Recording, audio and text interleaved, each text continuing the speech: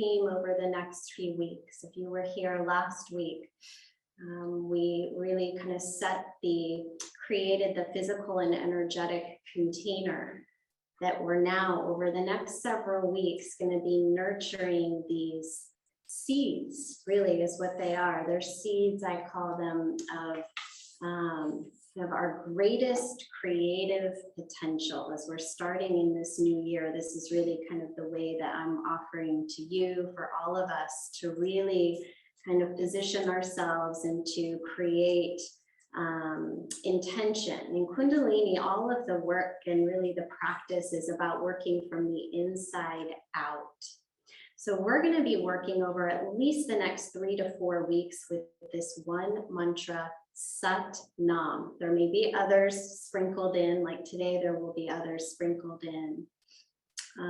But this is a foundational mantra. You will not ever go to a Kundalini class and not hear the mantra Sat Nam. It's the most kind of widely used. And why do we use mantra in Kundalini? I just want to give a little bit of kind of context for why we use it. So mantra is one of the tools that we have at our disposal. It's very powerful, very effective, and it's easy. We can all do it as a way of maneuvering and shifting our mind state. Yeah.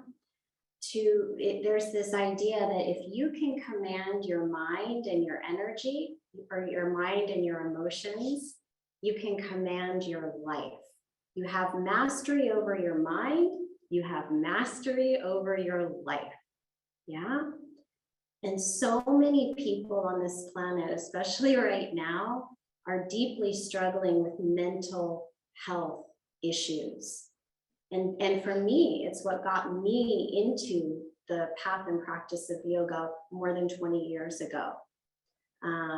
Chronic depression, it runs in my family.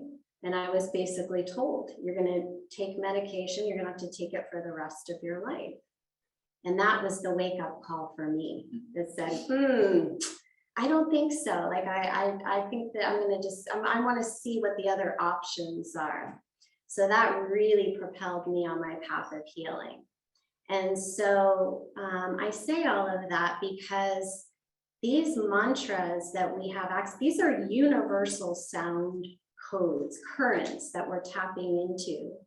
Mantra, the word man, comes from manas in Sanskrit, which means mind. And tra means direction or projection. So mantras, these sound codes, these universal sound codes, are a tool that we use to project our mind, right? If we want to elevate the mind to a higher frequency, a higher state of consciousness, we use these mantras. And they're a form of protection. So projection and protection, protecting us from what? Protecting us from fear, negativity, anxiety, anger, kind of those lower frequency energies, emotions. They're not bad, right? We all experience them, right? It's not that we don't experience them, but to be able to maneuver and shift gears in our minds. Remember, we have 3 functions or 3 gears in our minds. We have the negative mind, which is designed to protect us. We have the positive mind, which is expansive, that gives us the lens. These are also could be understood as 3 lenses.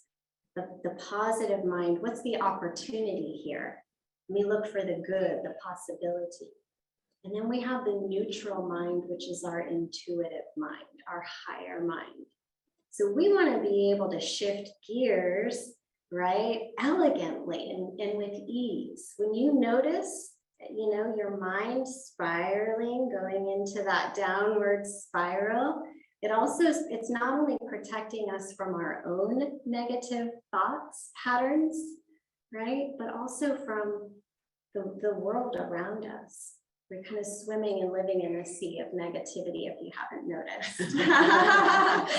So I'm going to invite you and continue to invite you, but since you're all here today, to really, if it resonates, totally free to choose what you want, but if it resonates, I'd like to invite you to take this one mantra, Sat Nam, and really like invite it into your life.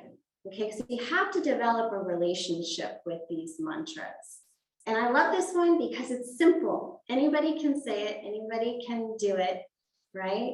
Sat Nam. And what does it mean? Sat means truth, true essence, the essence of truth. It's the universal consciousness, one truth, right? Many different forms and expressions. Sat is that core essential truth that was true in the beginning, is true now, and will be true forever, eternally true.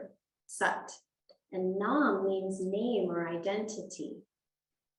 So every time we think or say Sat Nam, we're directing our human awareness back to the remembrance of our true essence, our true nature, the truth of who we are. Okay, so I'm going to invite you in your life when you find yourself getting negative or wanting to complain or criticize or judge yourself or somebody else, or your confusion, maybe doubt, insecurity, Sat Nam, just Sat Nam. And this is the beautiful thing. We don't have to try to change our minds.